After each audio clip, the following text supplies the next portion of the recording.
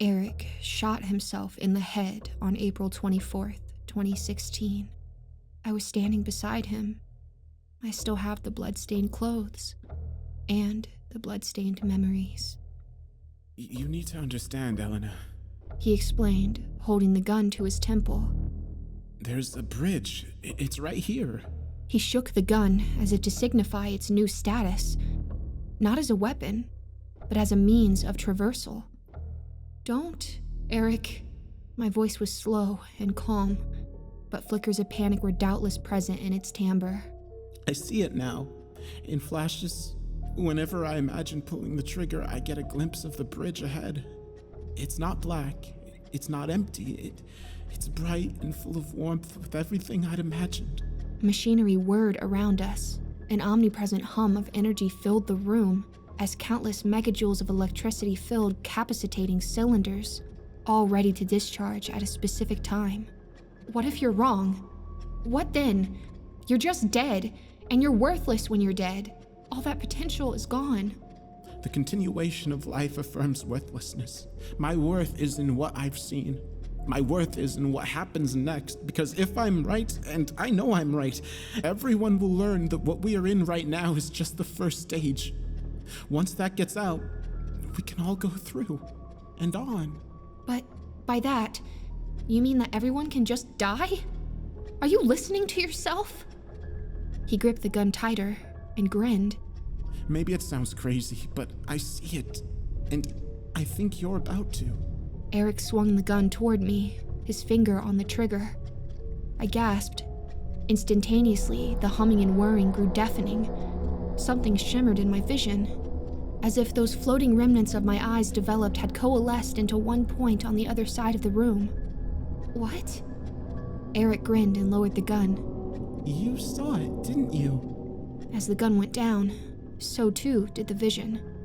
The sound drifted back to its previous level. What was that? I'd given up on trying to sound calm. The fear and confusion in my voice was obvious. I was shaking. You did see it, Eric said, matter-of-factly. He put the gun back to his head and gestured with his left hand at all of the machinery surrounding us. All the machinery he'd built in the 2 years since I'd left him. It was as if he'd read my thoughts. You walking out on me was a turning point in my life, Elena. You got me to see myself as the failure I was.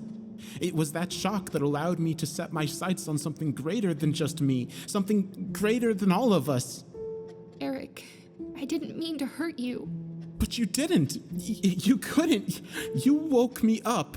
With the gun in a vice grip and his strides long and proud, he toured the cavernous warehouse, pointing out the various components. This is the generator. It's a prototype from Singapore that I traded my fortune to get.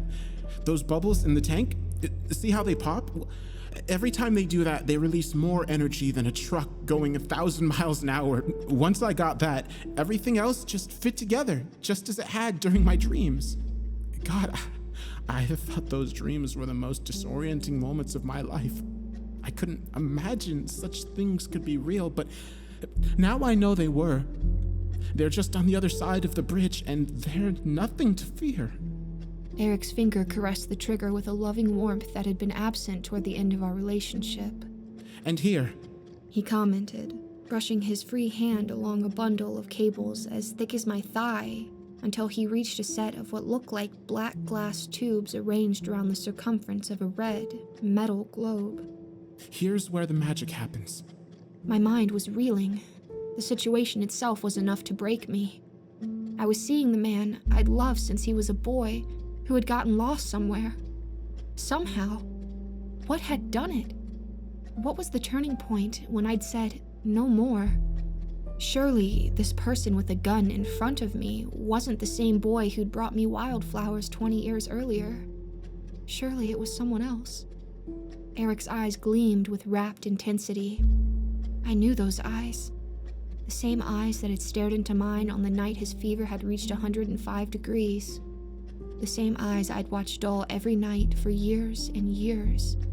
The same eyes that were flat and colorless on the morning I left. The color was back now. Bright, blue, and piercing. but not full of life. Definitely not life. But it wasn't death either. Eric's eyes were filled with something else, something alien and horrifying. Something anti-life. Elena, I didn't invite you here to talk me out of anything. There's no doing that. No. I had you come so I could show you how I made something of myself in your absence. To show you I could be something you can be proud of. Hot tears carved slow paths down my cheeks. How was I supposed to answer that? I could never be proud of someone who didn't think their life was worth living. Eric watched me cry with curiosity. Didn't you see it? Don't you feel it around us? That hum, that static, the hair on your arms standing on end. This is the entrance, Elena. The bridge is just on the other side. It feels us. It knows we're here. It's why you saw what you did when I turned the gun in your direction. With that, the gun was in my face again. The deafening hum returned. Alternating prickles of heat and cold swept up and down my spine. I saw a solid black circle in the distance. Just a dot. It was up against the far wall, beyond Eric, near a cluster of machines.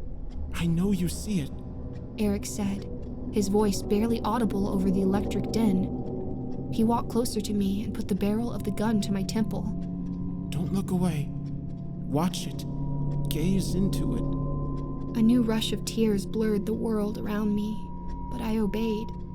I studied the dot as it grew larger and more prominent in my vision. It started off solid black, entirely black, impossibly black. But the longer I watched, I noticed it was changing, deforming. It bubbled and roiled, dim light within casting illuminations inside the shape. And something was moving in it. Enough. I see it. Not yet, Eric responded, pressing the cold barrel hard against my forehead. The blackness swept across the room, now 8 feet all around, and hovered in front of me.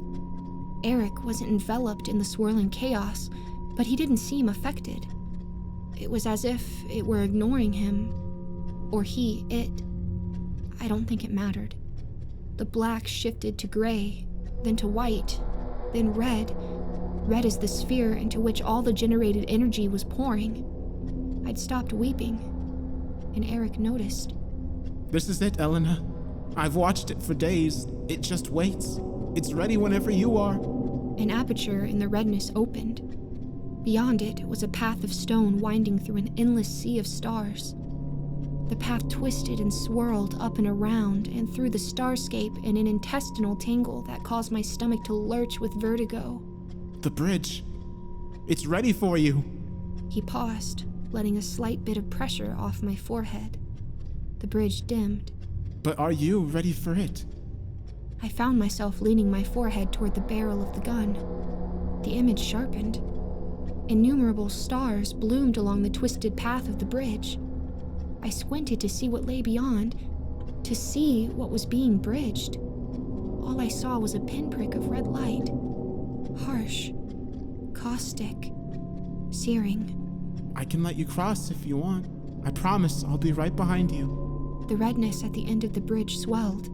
The electronic hum was now an ocean of white noise, waves on a starry beach. Just nod, Helena, and we can go. This is where we were meant to be. All we do while we're here is suffer. Let's go be happy together. I thought of my life. I thought of my parents, and my friends, and my dog. Was I suffering? Were they? Were we just biding our time? No. The redness faded as I leaned my head away from the gun barrel. No. Eric pulled the gun away and placed it back against the side of his head. The vision evaporated, and I was just left with him in the room and the machines. What are you going to tell everyone? Eric asked. His eyes weren't on me. They were watching another point in space. Now I knew what it was. I'll tell them exactly what happened. That you were depressed, and you killed yourself. But what about all this? He inquired, gesturing at what I could no longer see. Won't they want to know about it? Wouldn't they prefer to be here? Maybe, but in their own time. Eric pulled the trigger. The left side of his head exploded outward, showering the wall and floor with blood and bone and brain matter. His knees buckled, and he fell. A tiny arc of electricity flickered along the black glass spires surrounding the red globe. I felt cold, numb. The contents of Eric's head leaked across the dirty concrete floor. I wiped the splattered blood off my face. "I'm sorry," I whispered, not knowing why.